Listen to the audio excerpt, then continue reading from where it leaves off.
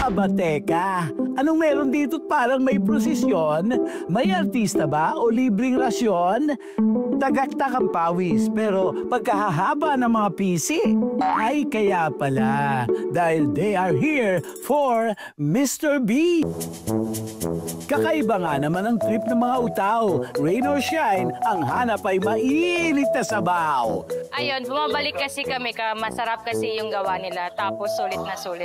Ang dinudumog o pinipilahan, walang iba kundi ang bulalo sa Quiapo, Manila na winner daw sa lahat ng laban.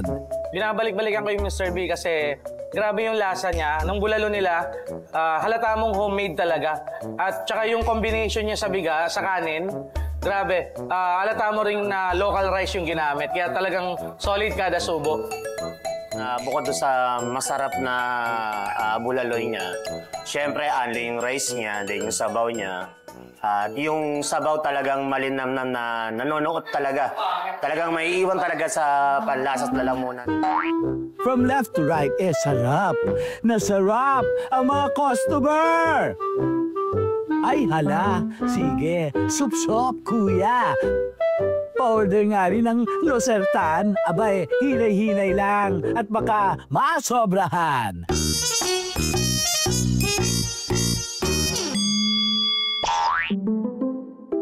Apat na buwan pa lang nang magsimula ang Mr. B bulaluhan, kaya laking gulat nila sa bigla nitong kasikatan. Since all-time favorite kasi kahit na mainit yung panahon or malamig, talagang sabaw.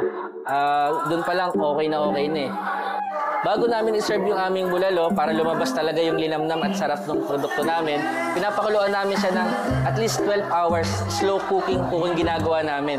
Kaya kung mapapansin nyo, hindi lang siya malasa, malambot din yung karne ng aming bulalo.